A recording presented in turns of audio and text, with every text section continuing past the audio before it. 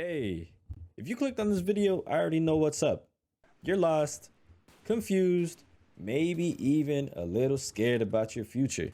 And you know what? I get it, man. I get it. I've been exactly where you are. Let me tell you guys something real quick. I started out as a poor kid who didn't even have an internet connection at home until high school.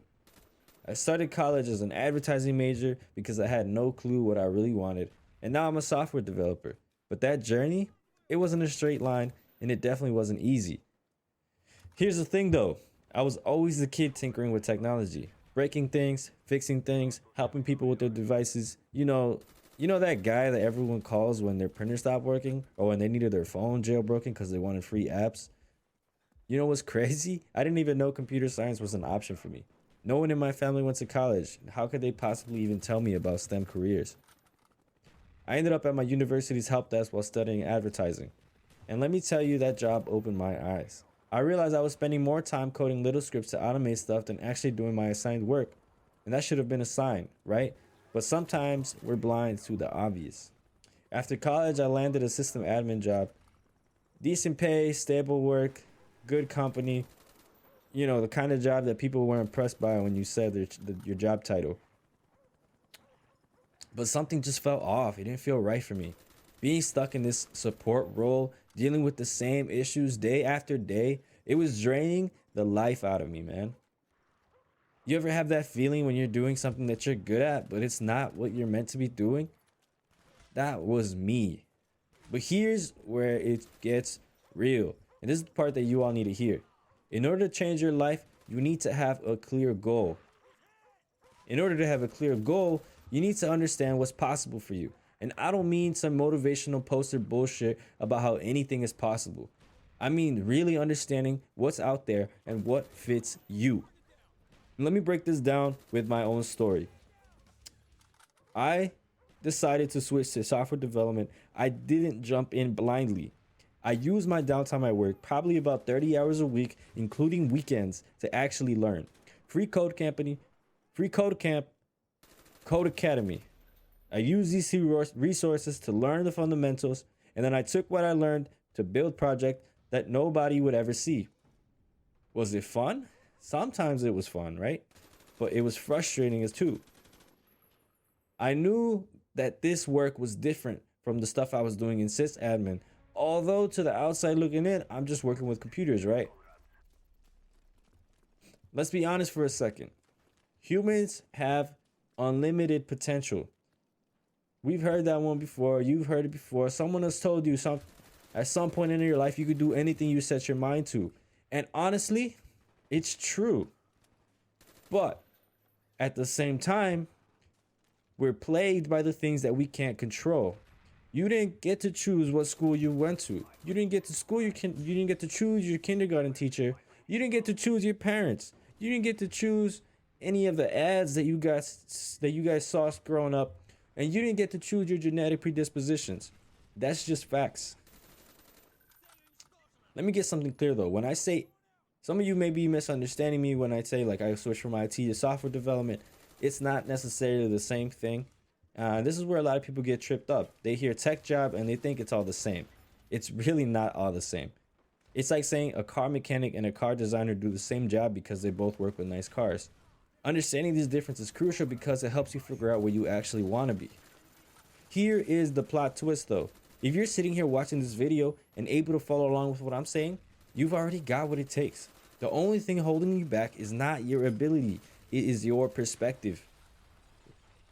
I'll tell you my poison though. Indecision. I spent countless hours going down rabbit holes, countless Google searches, endless Reddit posts, endless LinkedIn searches for people that I went to high school with, seeing what they're doing now. All this did was make me feel like garbage because I felt that someone else had something figured out before me, or even worse, convincing myself that I deserved success more than they did, despite not being where they're at. You know what that got me though? Nothing. Absolutely nothing except wasted time and a horrible attitude towards my career and towards people that I once called my peers. Let me tell you something. In technology, attitude, and not even in just technology, in your life, attitude is absolutely everything. You got to stay positive, or at the very least, be optimistic, or neutral even, but not negative. Negativity is not what you want anywhere, right? I'm not a religious guy, but there's a reason that envy is considered a sin. That stuff is poison. It'll have you hating on your peers when instead you should be focusing on your own path, on laying the bricks in front of you so that you can continue and move forward with your life. Every minute that you spend being jealous of someone else's success is a minute that you could have been building your own path, building your success. If you want to move upwards in life, you need to take inventory of your skills, your natural interests. Like with programming, you can study it in school, and many people did that successfully. But you gotta feel that it's something that you're capable of doing.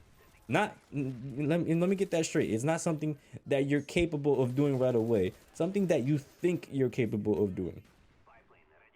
Our brains are incredibly lazy, and they'll always look for an easy way out.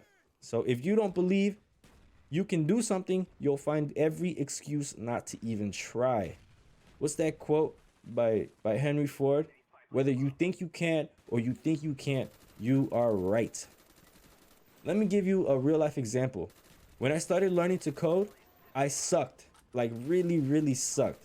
My first attempt at building a website looked like something straight out of the 90s. Like, it's not, that's where everybody starts. And now I can build beautiful websites. Here's the difference though. I didn't let that stop me. I realized that everyone is a beginner and we all have to start somewhere. Being bad at something is the first step at being okay, or then eventually being good, and eventually being great. And you know what?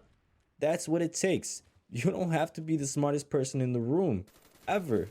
It's not about having a perfect background and the perfect degree and the perfect parents and having yourself set up for success from the moment you were born. It's about willing to suck, being willing to put in the work, being willing to be introspective, analyze your life, and move forward.